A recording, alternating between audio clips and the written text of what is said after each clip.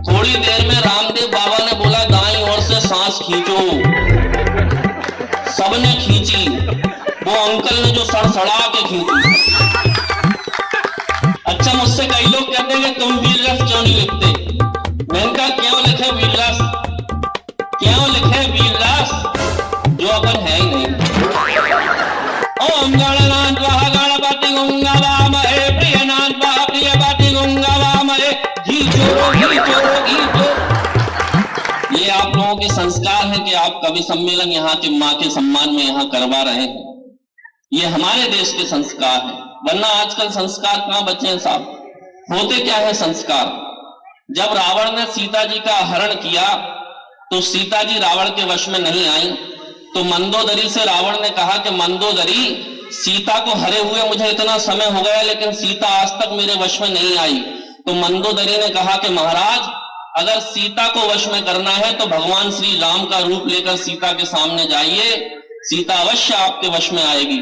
रावण ने कहा कि मंदोदरी, ऐसा नहीं है कि मैंने कभी राम का रूप नहीं रखना चाहा, मैंने कई बार कोशिश की कि मैं राम का रूप लूं और सीता के सामने जाऊं, लेकिन जब जब भी मैंने राम का रूप लिया हर पराई नारी मुझे मां और बहन के रूप में दिखने लगी। ये हमारे देश के संस्कार हैं साहब। लेकिन क्या हो गया हमारे देश के संस्कारों को अचानक से, क्या हो गया। इसका रिश्ता उससे, उसका रिश्ता उससे, उसका रिश्ता उसके भी उससे, और सीरियल का नाम पवित्र रिश्ता। मेरे आज तक समझ में नहीं आई कि इसमें पवित्रता कहां से आ गई। अच्छा, रात को 2 बजे तक वो एकता कपूर नहीं सोन दे और सुबह 4 बजे बाबा रामदेव जगा दें। दाईं ओर से खींचो, बाईं ओर से छोड़ो। भगवान कसम उस आदमी ने जीना हराम कर दिया। एक बार भोपाल आ गए मेरे शहर में तो मेरी पत्नी बोली घर में पड़े रहते हो, जाओ वो बाबा रामदेव आज शिविर लगा, योगा सीखो जाके। भगवान कसम क्या खतरनाक योगा सिखाया अगले ने, मेरे को जिंदगी भर तक याद रहेगा वो योगा। वो बाबा रामदेव तो 200 मीटर दूर बैठे हमसे और हमको पकड़ा दी 1-1 फीट की दरी। अच्छा, बात ये नहीं है, सबसे बड़ी समस्या क्या हो गई, मेरे पीछे एक अंकल बैठ गए, उनको पता नहीं कौन से महीने का जुकाम, हर एक महीने में रुमाल लें और खाक करके भर के रख दें। मेरा दिमाग खराब के पता नहीं क्या होने वाला है। थोड़ी देर में रामदेव बाबा ने बोला दाईं ओर से सांस खींचो। सबने खींची, वो अंकल ने जो सड़सड़ा के खींची। जब तक ताली नहीं जाएगी ये सड़सड़ाहट ऐसी बनी रहेगी। भगवान कसम मेरी रीढ़ की हड्डी कांप गई। मैंने कहा अब क्या होगा। थोड़ी देर में रामदेव बाबा बोले और खींचो, उनने और सड़सड़ा के खींच ली, लास्ट पॉइंट तक बंदूक भर ली। मैं भगवान से विनती करूं कि हे भगवान लाइट चली जाए, ये बाबा रामदेव की आवाज चली जाए, ये कहीं बोल ना दे कि छोड़ो।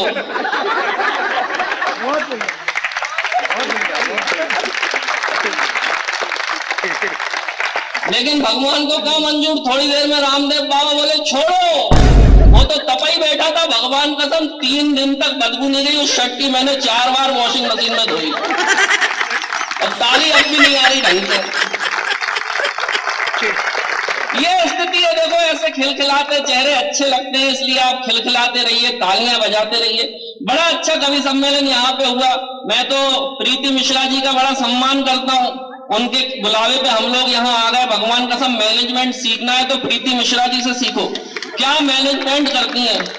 70,000 रुपए की टीम को उन्होंने क्या बुला लिया, क्या खतरनाक पैसे देके बुलाया।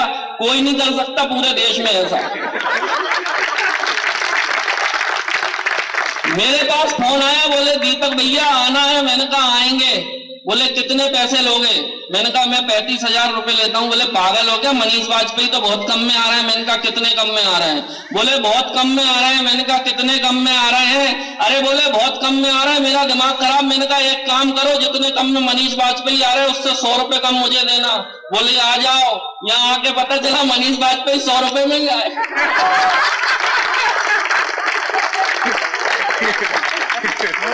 कौन बनेगा करोड़पति में मेरा सिलेक्शन हो गया। भगवान कसम। अमिताभ बच्चन ने मुझसे पूरे 15 सवाल पूछे। 14 सवालों के मैंने बिल्कुल ठीक ठीक जवाब दिए और 5 करोड़ जीत गया। लेकिन जैसे ही उसने मुझसे 15वां सवाल पूछा, मुझे जवाब आता था, जानबूझ के मैंने जवाब नहीं दिया और 7 करोड़ हार गया। अमिताभ बच्चन ने मुझसे पूछा कि बताओ इस पूरे देश में सबसे कम बजट का कवि सम्मेलन कौन करा सकता है। भगवान कसम में 7 करोड़ हार गया, लेकिन बबीता जी का नाम नहीं लिया। ये कवियों की स्थिति बड़ी विकट स्थिति होती है, लेकिन आप लोग बड़ा अच्छा सुन रहे हैं, आपको प्रणाम करता हूं। जब वो सरस्वती की वंदना कर रही थी तो ऐसा लग रहा था जैसे कोई कोयल गा रही हो। कोयल के बाद अचानक कौवा खड़ा हो गया। हालांकि मैं कौवा कहीं से नहीं लगता, लेकिन मेरी पत्नी कहती कि तू इंसान भी नहीं लगता। हंसने की बात नहीं है, ये पत्नियों का प्रकोप है। मैं तो रात में खाना खा के निकला एक बार टहलने, सड़क सुनसान, अचानक एक चुड़ैल आ गई सामने। बोली हाँ मैं चुड़ैल, अपन पे कोई असर नहीं, अपन सीधे चले गए। चुड़ैलन का दिमाग खराब, फिर सामने आई, बोली हाँ मैं चुड़ैल, फिर अपने पे कोई असर नहीं, अपन सीधे चले गए। चुड़ैल को गुस्सा आ गई बहुत तेज, एकदम गुस्से में सामने आई, बोली हाँ मैं चुड़ैल, डर क्यों नहीं रहा। मैंने कहा एक तरफ हट, तेरी बहन तो मेरी बीवी है।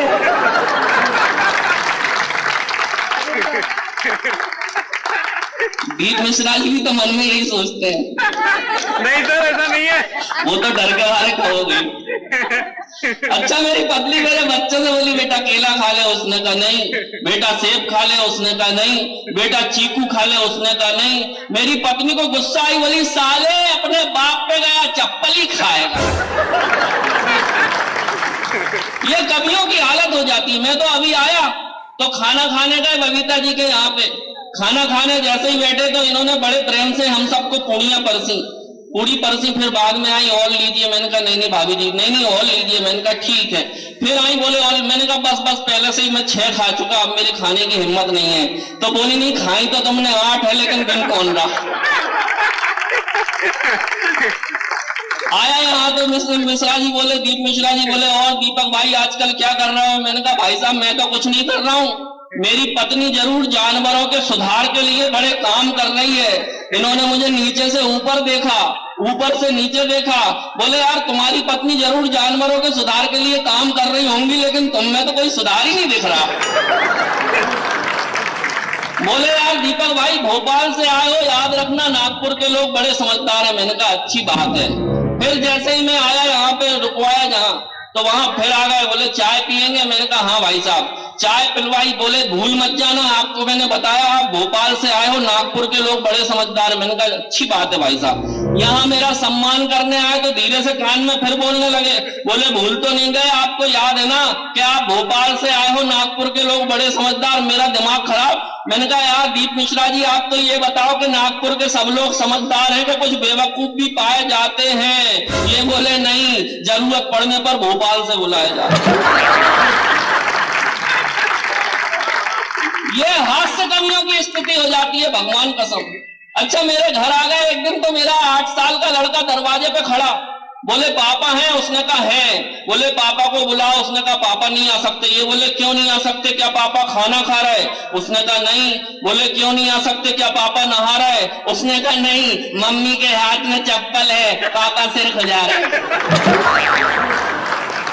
बड़ा अच्छा, आप लोग सुन रहे हैं, जरा एक बार जोरदार तालियां बजाइए। और आइए अब मैं परिचय, क्योंकि कवियों से आपका करा चुकी हैं प्रीति मिश्रा जी, लेकिन मैं चाहता हूं कि एक परिचय मैं भी अपनी तरफ से आपको करा दूं, ताकि हम कवियों का परिचय कराने का ढंग अलग होता है। यहाँ पे कोने पे एक हस्ती विराजमान है, आप देखें, मनीष बाजपेयी जी इनका नाम होता है। नागपुर के पास कामटी करके एक जगह है, आप सब लोग उस जगह से परिचित होंगे। कामटी आजकल जिस नाम से जानी जाती है वो नाम होता है मनीष बाजपेयी। सारे देश में हास्य व्यंग के लिए जो जाने जाते हैं, कॉलेज में प्रोफेसर हैं, बच्चों को पढ़ाते हैं। महीने के 30 दिन कवि सम्मेलन में जाते हैं, बाकी के जो दिन बचते हैं उसमें बच्चों को पढ़ाते हैं। एक बार जोरदार तालियां आप उनके सम्मान में बजा दीजिए। उनके बगल में अपूर्वा चतुर्वेदी बैठी हैं, सतना से हमारे बीच पधारी हैं। बहुत अच्छी कवित्री हैं, जैसा दिखती हैं वैसा लिखती हैं। अच्छा, एक बात और बता दूं कि ये कविता के अलावा शास्त्रीय संगीत भी जानती हूं। शास्त्रीय संगीत वो विधा होती है जिसमें एक लाइन को 50 बार रपेटा जाता है, क्लासिकल म्यूजिक। एक कवि सम्मेलन में मैंने भूमिका बना दी, मैंने कहा अपूर्वा चतुर्वेदी क्लासिकल म्यूजिक जानती हैं। तो आयोजक बोले यार कविता तो हम तुम लोगों से सुन लेंगे, इनसे तो हम क्लासिकल म्यूजिक ही सुनेंगे। अब ये अपूर्वा चतुर्वेदी खड़ी हुई क्लासिकल म्यूजिक के लिए। जब इन्होंने शुरुआत की शास्त्रीय संगीत की, मैं पिया मिलन को जाऊं, मैं पिया मिलन को जाऊं, मैं पिया मिलन को जाऊं, 50 मिनट हो गए इसी लाइन में, वो पिया मिलन को जा ही नहीं पाई। मैं पिया मिलन को जाऊं, इतने में एक आदमी खड़ा हुआ, बोला मैडम अब तक तो मिलके भी जाते। बड़ी अच्छी श्रृंगार की कवित्री है, यार जोरदार तालियां अपूर्वा चतुर्वेदी के सम्मान में बजाएं। प्रीति मिश्रा जी आपके अपने आंगन की तुलसी, पहले भोपाल में थी और अब नागपुर आ गई हैं। नागपुर की ऊर्जा को बढ़ाने के लिए आते से ही उन्होंने यहाँ कवि सम्मेलन करवा दिया, तो आप जान ही सकते हैं कि कितनी सक्रिय हैं। और आप जब इनकी कविताएं सुनेंगे तो आपको पता चलेगा कि कितनी ऊर्जावान है। और आजकल इनकी कविताएं सारे देश में जा रही हैं। भले ही ये कम कवि सम्मेलन करती हैं, लेकिन देश का ऐसा कोई कवि नहीं जो प्रीति मिश्रा को नहीं जानता। एक बार जोरदार तालियां प्रीति मिश्रा के सम्मान में बजा दें। उनके बगल में एक हस्ती बैठी है, संजय सिंह बाबूजी। मैंने एक शब्द सुना वायरल, देखा कि कोई भी वायरल हो रहा है, जिसे देखो वो वायरल हो रहा है। केवल सुना था कि ये वायरल होता क्या है, लोग फेमस हो जाते हैं, वायरल होता क्या है, लेकिन मुझे पता नहीं था कि मेरे जीवन में ये अनुभव होगा कि वायरल मेरे द्वारा भी कोई होगा। मेरी एक छोटी सी शॉप है भोपाल में ज्वेलर्स की, वहां पे संजय सिंह जी मुझसे मिलने आते हैं। एक बार मिलने आए, बोले दीपक जी आप कवि सम्मेलन में जाते हैं, हमको भी अवसर दीजिए कवि सम्मेलन में जाने का। मैंने कहा आप कोई अच्छा सा गीत सुनाइए।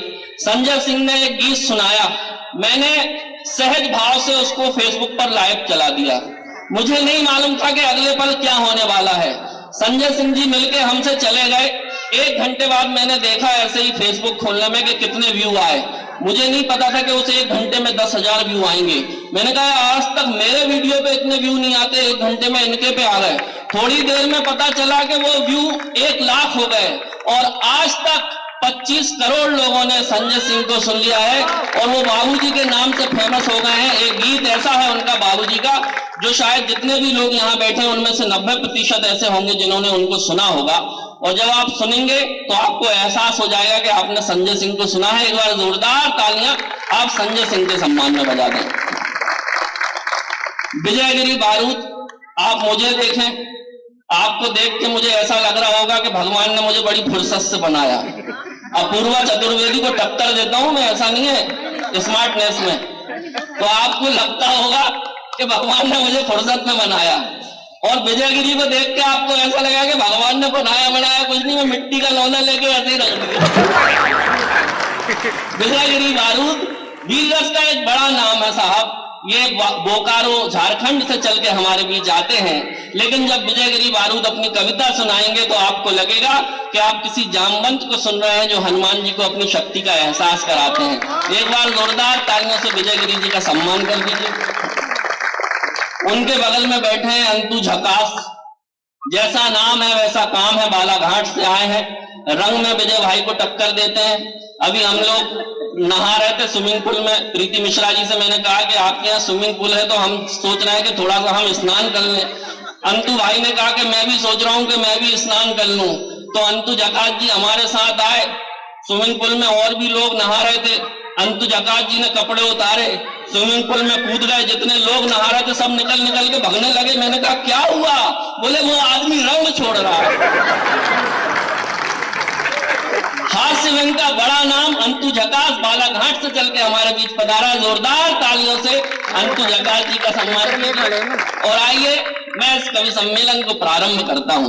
पहले कवि के रूप में मैं उन्हीं को यहाँ बुलाना चाहता हूं, क्योंकि इस कवि सम्मेलन को हम हंसते हुए खिलखिलाते हुए शुरू करना चाहते हैं, प्रारंभ करना चाहते हैं। जैसा नाम है वैसा काम है, बड़े हाजिर जवाब व्यक्ति हैं। भगवान कसम एक कवि सम्मेलन से लौट रहे थे तो मेरी ट्रेन में जिस बर्थ में हम दोनों बैठे थे, सामने की बर्थ पे 4 लड़कियां आपस में बात कर रही। एक लड़की बोली तुझे कैसा पति चाहिए, तो दूसरी ने जवाब दिया हमको तो करोड़पति चाहिए। तीसरी से पूछा तुझे कैसा पति चाहिए, बोली अपने को तो 50-50 लाख के 2 चल जाएंगे। सेंटर छोड़ देना। फिर तीसरी से पूछा तुझे कैसा चाहिए, बोली अपने को तो 25-25 लाख के 4 चल जाएंगे। भगवान कसम इससे पहले चौथी का नंबर आता, अंतु भाई ने चारों को अपने विजिटिंग कार्ड दिए, बोले देखो ऐसा है अभी तो मैं सो रहा हूं, जब 1000 रुपया जाओ तो मुझे जगा देना। अपने जख्मों को भी आईना बनाया हमने, आपको हंसता हुआ चेहरा दिखाने के लिए। इतना आसान नहीं खुद का तमाशा करना, कलेजा चाहिए लोगों को हंसाने के लिए। किसी कवि की पंक्तियां मुझे याद आती हैं कि अपने इतिहास के प्रश्नों पे ग्रहण ना होता, भाई के हाथ से भाई का मरण ना होता। अपने इतिहास के प्रश्नों पे ग्रहण ना होता, भाई के हाथ से भाई का मरण ना होता। पांडवों को जो अगर एक भी बेटी होती, कुलवधू द्रौपदी का चीरहरण ना होता। लेकिन इतनी टेंशन करने की जरूरत नहीं है। बेटियां आज की बिल्कुल पुरुषों के कंधों से कंधे मिलाकर खड़ी हुई हैं। भाभी जी गर्दन हिला रही हैं, बोले कंधों से कंधे नहीं बल्कि सिर पे ही खड़ी हुई हैं। इतनी बेटियों की टेंशन करने की कोई जरूरत नहीं है। मुझे तो एक घटना याद आती है, मेरे दोस्त की शादी थी, जब विदाई होने लगी तो उसकी पत्नी रोने लगी। विदा होते समय वो दुल्हन रोने लगी। जब दुल्हन रोने लगी तो उसे देख के मेरा दोस्त भी रोने लगा। मैंने कहा अबे तू क्यों रो रहा है? बोले वो भी तो रो रही है। मैंने कहा उसकी तो शादी हुई है। बोले मेरी भी तो हुई है। मैंने कहा वो अपने मम्मी पापा, घर बार, रिश्तेदार सबको छोड़ के जा रही है। बोले जाके मेरे भी तो छुड़वाए। तो बेटियों की ऐसी टेंशन मत करो बिल्कुल। हमारे गांव में एक महात्मा आते थे बनारस से, बहुत अच्छे प्रवचन देते थे। मेरी दादी उनको हमेशा सुनती थी, जब भी आते थे मेरी दादी सुनने जाती थी। एक बार उन्होंने प्रवचन दिया बेटी के ऊपर कि जिनके घर में एक बेटी का जन्म होता है उनके यहाँ स्वर्ग का एक द्वार खुलता है। जिनके घर में 2 बेटियों का जन्म होता है उनको स्वर्ग के 2 द्वार खुलते हैं। तो मेरी दादी गांव की सीधी सच्ची, उन्होंने कहा महाराज जी आप तो ये बताओ कि स्वर्ग के टोटल कितने द्वार होते हैं? तो महाराज जी ने कहा कि टोटल स्वर्ग के 7 द्वार होते हैं। मेरी दादी ने कहा कि मेरे बहू के 9 लड़की हैं, 2 क्या तेरा बाप खोलेगा? जरा जोरदार तालियां वालियां बजाते रहिए, तालियां आगे चाहिए। देखो क्या होता है, कवि जितने हैं ये तालियों से चलने वाले खिलौने होते हैं। अभी अंतु जकात जी बड़ी अच्छी कविताएं सुना रहे थे, बेटियों की कविताएं सुना रहे थे, बेटी की बड़ी अच्छी कविता सुनाई। ताली एक जगह इन्होंने ऐसी कविता सुनाई, ताली नहीं बजाई, किसी ने, इनको दिमाग खराब हो गया, बड़ी गुस्सा आई, जोर से ये चिल्लाए कि लगता है यार जितने बैठे सब कसम खा के आए हैं कि ताली नहीं बजाएंगे। लेकिन मैं भी कसम खा के आया हूं कि ताली तो बजवा के रहूंगा, नहीं तो किसी बिल्डिंग से जाके कूद जाऊंगा। पब्लिक में से एक उठा, बोला साथ चल, धक्का मैं लगाऊंगा। आप सब लोग समझदार है, कहने की आवश्यकता ना पड़े। और बेटी बचाने की, बेटी बचाओ बेटी बचाओ बेटी बचाओ। हमारे यहाँ मुख्यमंत्री शिवराज सिंह चौहान ने भी नारा दिया बेटी बचाओ बेटी बचाओ। अरे क्यों बचाओ बेटी, क्यों बचाओ बेटी? कोई जरूरत नहीं है बेटी बचाने की। मैं बिल्कुल गंभीर बात कर रहा हूं, कोई जरूरत नहीं है बेटी बचाने की। जितनी माताएं बहनें यहां बैठी है, मैं आप सबके फेवर की बात कर रहा हूं। कोई जरूरत नहीं है बेटी बचाने की, क्योंकि जिस दिन आप अपने बेटों को बुरे संस्कारों से बचा लेंगे, आपकी बेटियां अपने आप बच जाएंगी।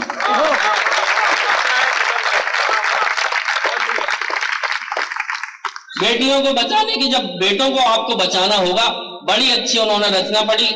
और ये किनकी डायरियों के पन्ने यहाँ वहां खेल रहे हैं। ये देश का भविष्य है, लेकिन कमियों का वर्तमान खराब करने पे तुले हुए हैं। इन बच्चों को जरा आप लोग आराम से बैठा दें। बच्चे आजकल कहाँ हुए, आजकल तो बाप पैदा हो रहा है साहब। बड़ी समस्या हो रही है। मेरा लड़का है 8 साल का, बहुत टेंशन करता है, बहुत टेंशन करता है। अच्छा, उससे बड़ी टेंशन मेरा 12 साल का लड़का, जब देखो जब फेल हो जाए। एक बार मेरा दिमाग खराब, मैंने कहा क्यों रे, जब देखो जब फेल हो जाता है। बगल वाले शर्मा जी की लड़की को देख, 98% आए। यहाँ वर्मा जी की लड़की को देख, 97% आए। अरे बोले उनको देखने के चक्कर में तो फेल हो रहा हूं, और देखूं कितना।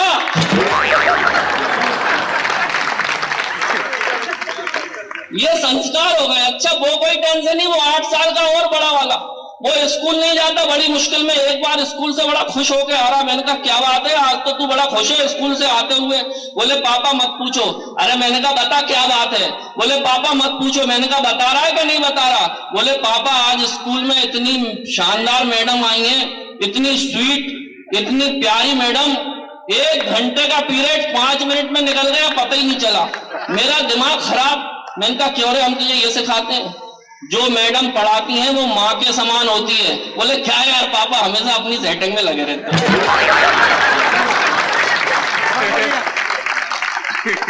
ये स्थिति होती है। लेकिन आइए, हम हंसेंगे भी, हम खिलखिलाएंगे भी, लेकिन कवि सम्मेलन का दायित्व होता है कि हम कविता के माध्यम से कोई ऐसी बात भी करें जो आपके दिलों में घर कर जाए, आपकी आत्मा को झकझोरे, आपकी सोई हुई चेतनाओं को जागृत करने का काम करे।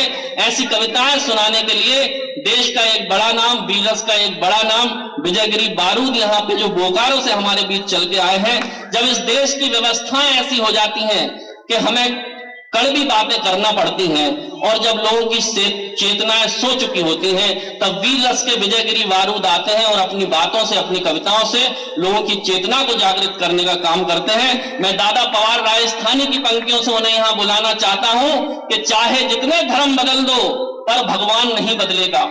चाहे जितने धर्म बदल दो पर भगवान नहीं बदलेगा। मौसम के तेवर बदलेंगे पर दिनमान नहीं बदलेगा। बदलेगा हर कफन लाश का पर शमशान नहीं बदलेगा। अरे हम बदलें या तुम बदलो पर हिंदुस्तान नहीं बदलेगा। मैं विजयगिरी जी के फेफड़ों को प्रणाम करता हूं। भगवान कसम क्या ताकत लगाई। इस दुनिया का सबसे ताकतवर प्राणी था, सबसे बड़ा प्राणी था डायनासोर।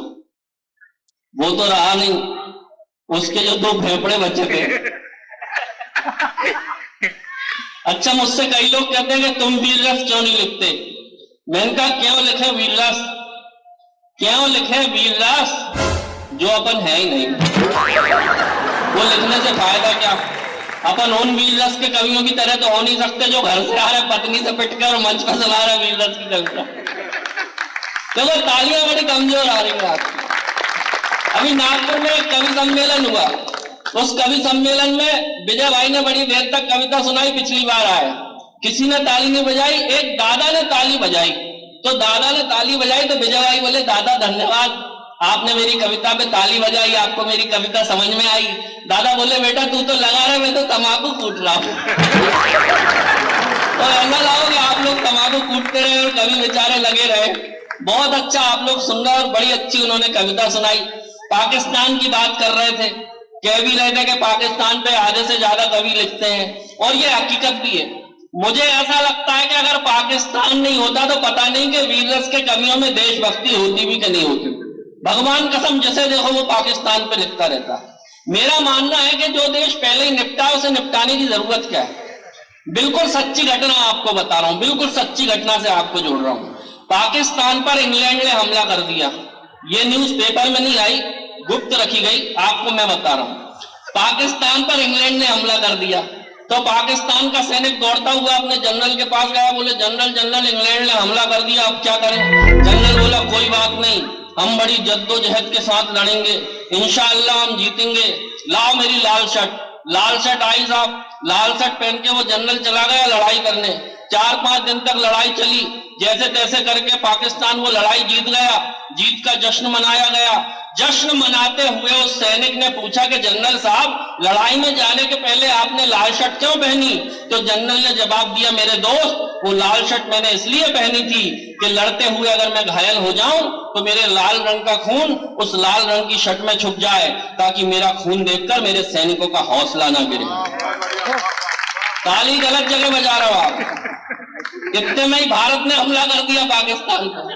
फिर वो सैनिक दौड़ता गया, बोले जनरल जनरल भारत ने हमला कर दिया, आप क्या करें। जनरल बोला कोई बात नहीं, हम बड़ी जद्दोजहद के साथ लड़ेंगे, लाओ मेरा पीला पेंट।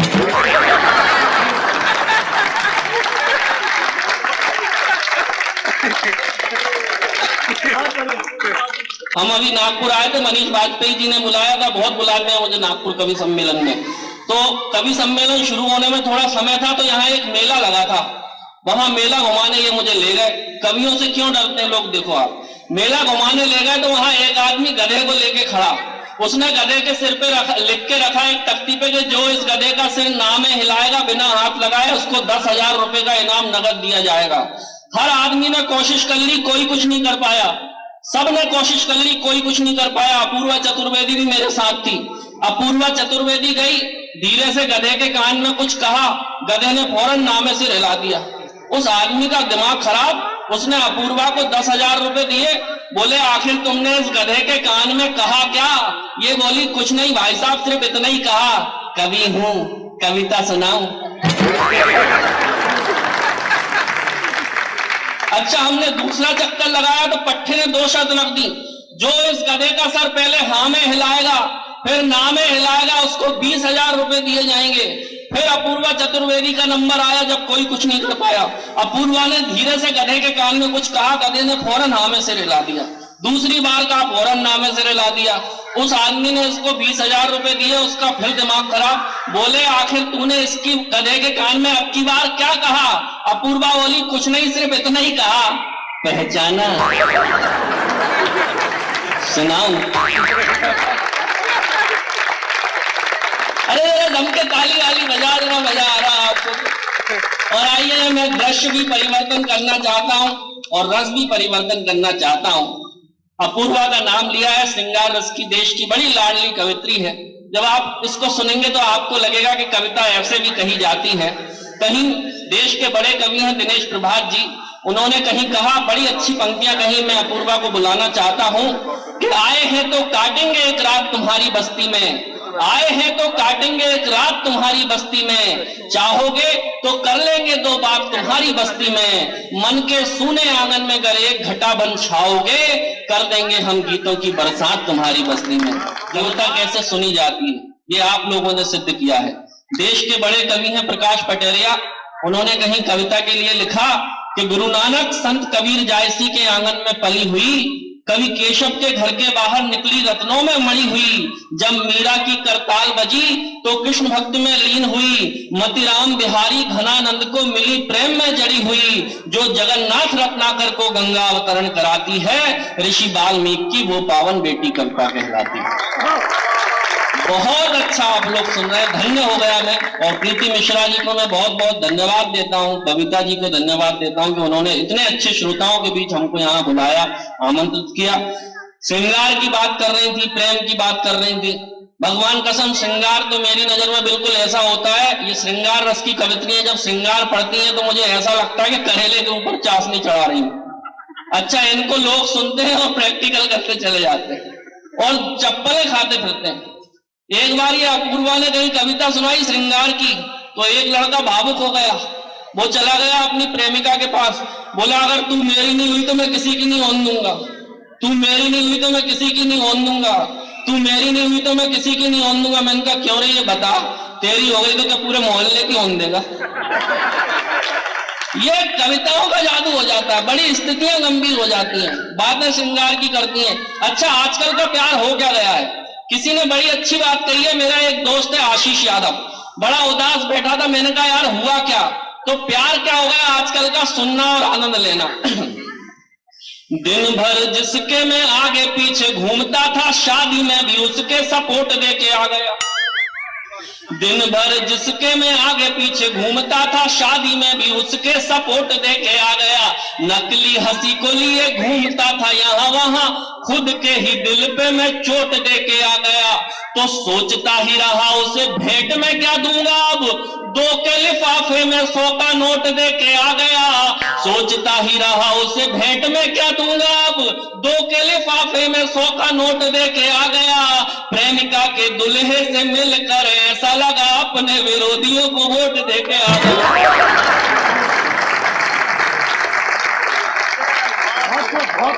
ये आजकल का प्रेम हो गया है। और ऐसे ही समसामयिक ऐसी चीजों पर टिप्पणियां करने वाले, व्यंग करने वाले, देश की विसंगतियों पर व्यंग करने वाले एक बड़े व्यंगकार आज हमारे बीच बैठे हैं, मनीष वाजपेयी जी, जो कामठी से हमारे बीच चल के आए हैं। हास्य में और व्यंग में बड़ा बारीक अंतर होता है। हास्य क्या होता है, मैं आपको कोई टिप्पणी बोल रहा हूं, आप हंस रहे हो, लेकिन थोड़ी देर में जाकर आप भूल जाओगे कि मैंने कोई बात आपसे कही और आप किस बात, ऐसी बात बोल दी कि हम कभी नहीं भूल सकते। आपको बुरा भी नहीं लगेगा और बात भी समझ में आ जाएगी। व्यंग क्या होता है? बड़े व्यंग्यकार हैं देश के सुरेश पराग, उन्होंने कहीं व्यंग किया नागपुर के श्रोताओं, मैं आप तक वो व्यंग पहुंचाता हूं, मैं देखना चाहता हूं व्यंग आप कितना समझते हैं। मैं एक बड़े व्यंग्यकार की जमीन यहां तैयार कर रहा हूं। सुरेश पराग जी ने कहा कि लालू ने जब चारा खाया तो चारा बेचारा ये सोचकर शर्माया। लालू ने जब चारा खाया तो चारा बेचारा ये सोचकर शर्माया कि जब मुझे गाय खाती थी तो मैं गोबर बनता था।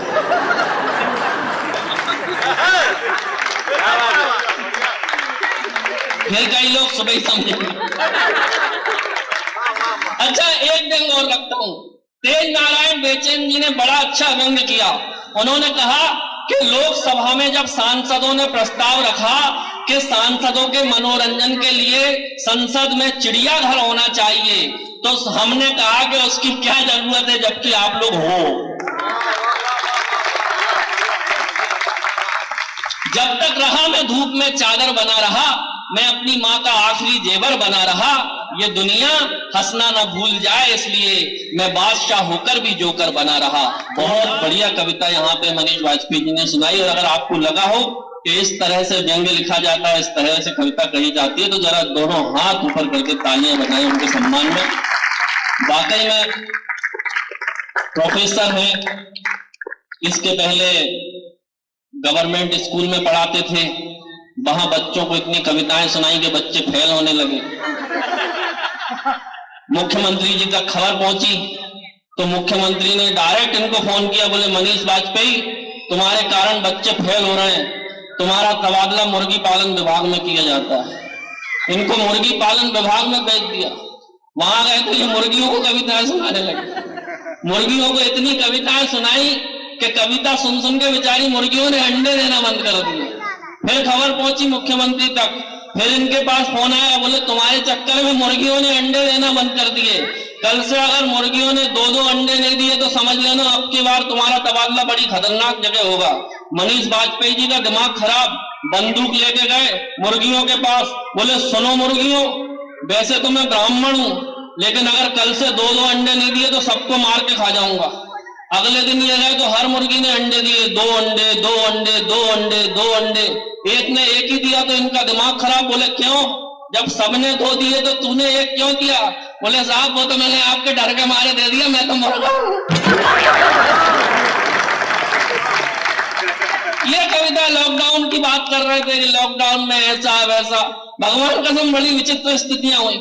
लॉकडाउन में सबको घर में रहना पड़ता था। मेरी वाइफ आती थी, कहीं यहां से निकलती कहीं वहां से निकलती, मैं बैठा रहता, मुझे देखती और बोलती पता नहीं ये बीमारी कब जाएगी। मैं आज तक नहीं समझ पाया कि ये किसकी बात कर रही है। ये स्थितियां हो जाती थी। लेकिन मैं भी ब्राह्मण आदमी हूं, कभी सम्मेलन तो कर नहीं पाते थे, तो सोचा भैया कथाएं करें। शादियां हो रही हैं, शादियां होती थी उस समय भी, 4 लोगों को बुला लेते थे, शादियां करते थे। एक गांव में शादी कराने चला गया। मैं शादी कराने गया तो वहां लड़की वालों का पंडित, मैं लड़के वालों की तरफ से गया, लड़की वालों का पंडित भी सामने बैठा। वो लोग घी लाए, गांव का शुद्ध घी। मैंने घी लेके हवन में छोड़ा। जैसे ही घी को हवन में छोड़ा उसकी खुशबू इतनी अच्छी आई, मुझे लगा यार भोपाल में इतना अच्छा घी नहीं मिल सकता, कैसे भी करके इस घी की जुगाड़ करनी पड़ेगी। मैंने सेटिंग की। सेटिंग कैसे होती है सुनिएगा। जब कविता यहां से सुनाई जाएगी, कवि कविता सुनाएगा, आप ताली बजाएंगे, ये सेटिंग है। वैसे ही मैंने वहां सेटिंग की। मैंने कहा यार इतना अच्छा घी मिलना चाहिए, जुगाड़ कैसे करें? तो मैंने लड़की वालों के पंडित की तरफ आंख मारी और इशारे से मंत्र पढ़ना शुरू किया। ओम गणनाथ वह गणपति गुंगवामहे प्रियनाथ वह प्रियपति गुंगवामहे। घी चोरो घी चोरो घी चोरो। अब वो पंडित समझ गया तो उसने भी मंत्र पढ़ना शुरू किया। ओम गणनाथ वह गणपति गुंगवामहे प्रियनाथ वह प्रियपति गुंगवामहे। काय में चोरू काय में। यहां से मैंने फिर मंत्र पढ़ना शुरू किया। ओम मंगलम भगवान विष्णु मंगलम गरुड़ध्वज। लोटे में चुरा ले, लोटे में चुरा ले। अच्छा पंडित समझ गया तो उसने लोटे में घी चुराना शुरू किया। लोटा भर गया। जैसे ही भर गया तो ये दृश्य देख रही थी एक नायन। नायन समझते हो आप लोग? खवासन, वो जो बाल काटते हैं उनकी पत्नियों को नायन बोलते हैं। ये प्राकृतिक पत्रकार होती है। इसकी आदत ही होती है कि यहाँ की वहां खबर बोलती है। उसने जैसे ही देखा कि दोनों पंडित मिलकर घी चुरा रहे हैं तो वो भी शुरू हो गई और हमारे सामने आके मेरी पहली बवरिया रे क्या पंडित मिलकर घी चोरे, मेरी पहली बवरिया रे क्या पंडित मिलकर घी चोरे। इतना सुन नहीं था मेरा दिमाग खराब। मैंने कहा ओम शांति रे पाह शांति अंतरिक्ष शांति प्राप्ति। हे नारायण तू भी शांत हो जा, आधा तेरा आधा मेरा। तालियां नहीं गई। बहुत अच्छा आप लोग सुन रहे। भगवान कसम यहाँ सबसे अच्छी बात ये हुई, मुझे एक अच्छी बात ये लगी कि जैसे ही कवि सम्मेलन हुआ तो ज्यादा किसी नेता को नहीं बुलाया, कोई भाषण नहीं हुआ, सीधे कवियों को मंच दे दिया, माइक दे दिया। ये हमें अच्छा लगा। अभी एक कवि सम्मेलन में गए थे 4-5 दिन पहले। वो कवि सम्मेलन कराया वाटर टैंक के उद्घाटन के उपलक्ष्य में। एक नेताजी को बुलाया वाटर टैंक के उद्घाटन के लिए। अब नेताजी का दिमाग खराब कि मैं वाटर टैंक पे बोलूं क्या। नेताजी से कहा बोलो।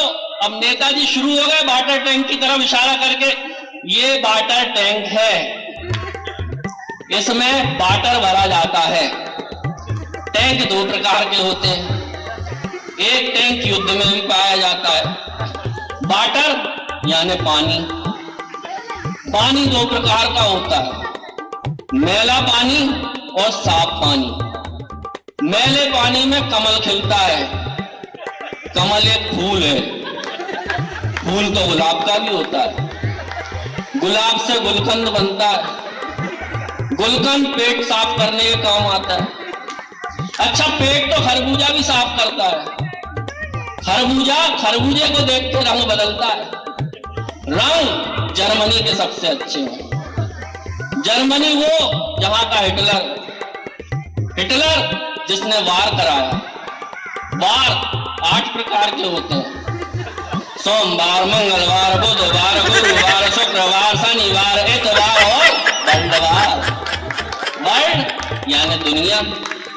दुनिया गोल है, गोल तो रसगुल्ला भी होता है। रसगुल्ला खा के हमको प्यास लगती है, प्यास के लिए हम पानी पीते हैं।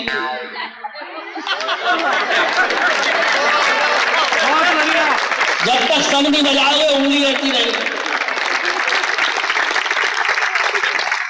और आइए अब मैं एक ऐसे गीतकार को यहां बुलाना चाहता हूं जिनको सुनने के लिए आजकल देश में जहां भी जाते हैं, जहां संजय सिंह जाते हैं, वहां पे अगर लोग आते हैं सुनने तो वो केवल संजय सिंह को सुनने आते हैं।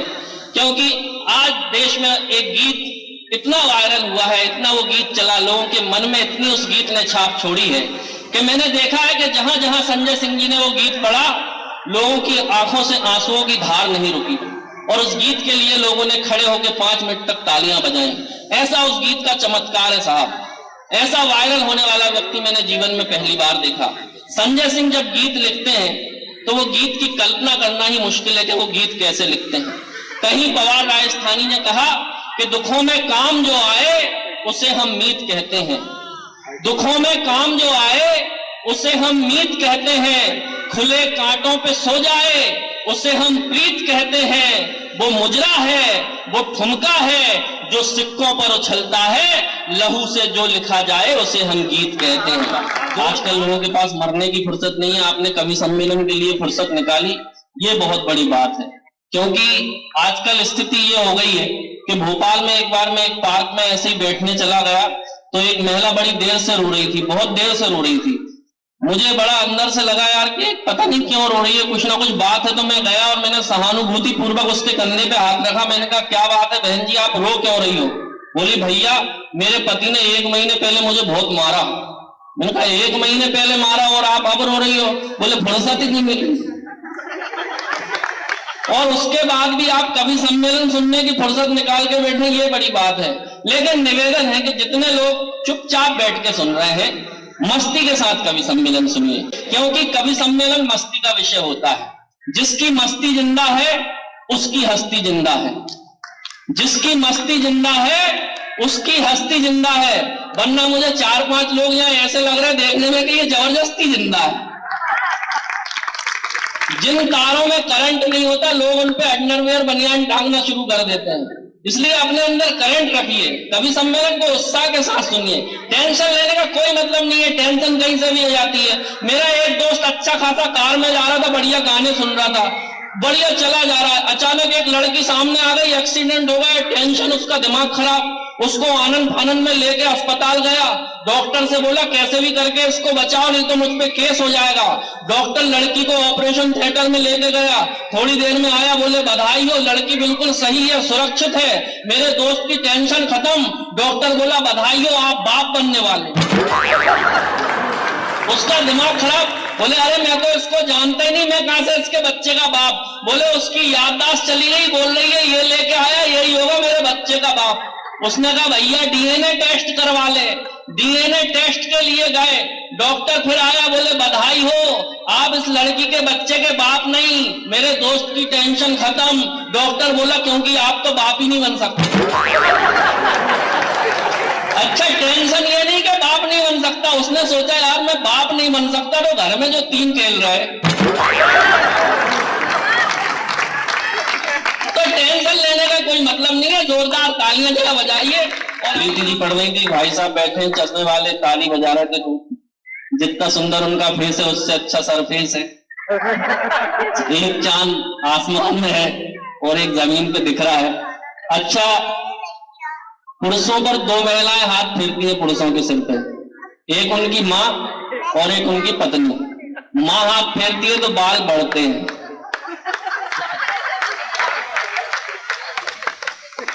और यहाँ सामने अंकल बैठे हैं, उनको देख के ऐसा लग रहा है कि सारे मोहल्ले ने उनके सिर पे हाथ फेरा। लेकिन बहुत अच्छा आप लोग सुन रहे। आइए, मैं ज्यादा समय नहीं लूंगा। एक कविता मेरी दनादन, जिसकी वजह से मेरा नाम पड़ा है, लोग मुझे दनादन कहते हैं, बिना भूमिका के मैं कविता सुनाता हूं, आनंद लीजिएगा और सुनिएगा। अरे बिन बुद्धि धरती पे आए और धरा के बोझ कहाए, गेंडे जैसा होता जाए काया का विस्तार दनादन।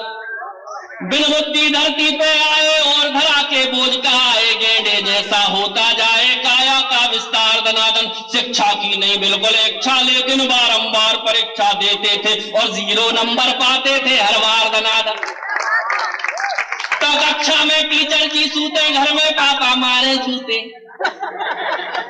अरे कक्षा में टीचर जी सूते, घर में पापा मारे जूते, बड़े निठल्ले सांड हो गए खाते खाते मार दनादन। एक दिन एक कबाड़ी आया, डैडी ने हमको तुलवाया, फोकट में भी ना ले पाया, ऐसे हम मंगार दनादन। तो बिजनेस भी बर्बाद कर दिया, आती जाती कन्याओं की छोटी छोटी मुस्कानों पर देते रहे उधार दनादन। अरे बिजनेस भी बर्बाद कर दिया, आती जाती कन्याओं की छोटी छोटी मुस्कानों पर देते रहे उधार दनादन। वंचित रहे प्रेमिकाओं से, बॉयफ्रेंड की भूमिकाओं से, हर कन्या ने हम में देखा भैया का किरदार दनादन। तो हमने तिकड़म खूब लगाई, जैसे तैसे एक पटाई। अरे हमने तिकड़म खूब लगाई, जैसे तैसे एक पटाई, फेरे लेके बनी लुगाई, टुनटुन सी दमदार दनादन। हमने तिकड़म खूब लगाई, जैसे तैसे एक पटाई, फेरे लेके बनी लुगाई, टुनटुन सी दमदार दनादन। हम तो ठहरे चश्माधारी, कहलाते थे सबसे भारी, लेकिन निकली अपनी नारी हिटलर का अवतार दनादन। मेरे मामा कहते थे कि सुबह सुबह जल्दी उठ के सड़क पे दौड़ लगाया करो, स्वास्थ्य अच्छा होता है। भगवान कसम, एक दिन उठ गया सुबह 4 बजे, फिर क्या हुआ? सुबह सुबह कसरत को जागे, सूनी सड़क और हम भागे। अरे सुबह सुबह कसरत को जागे, सूनी सड़क और हम भागे, देख अकेला हमको पीछे पड़ गए कुत्ते 4 दिन। सुबह सुबह कसरत को जागे, सूनी सड़क और हम भागे, देख अकेला हमको पीछे पड़ गए कुत्ते 4 दनादन। ओलंपिक का दौड़ विजेता भी ना लगता, अपने आ गए बिना पदक के रेस जीत गए, ऐसी थी रफ्तार दनादन। तो बचपन में थी चट्टी ढीली, चट्टी पकड़ कबड्डी खेली। अरे बचपन में थी चट्टी ढीली, चट्टी पकड़ कबड्डी खेली, सब हमको हम चट्टी पकड़े फिर भी लाइन पार दनादन। बचपन में थी चट्टी ढीली, चट्टी पकड़ कबड्डी खेली, सब हमको हम चट्टी पकड़े फिर भी लाइन पार दनादन। अब तो नाड़ा चड्डी में है, अपनी खुशी कबड्डी में है, भ्रष्टों के संग मैच करा दो, कर दे हम उपचार दनादन। बहुत अच्छा आप सुन रहे हैं। सितारों को आंखों में महफूज रखना, बड़ी देर तक रात ही रात होगी, मुसाफिर हो तुम भी, मुसाफिर है हम भी, किसी मोड़ पर फिर मुलाकात होगी।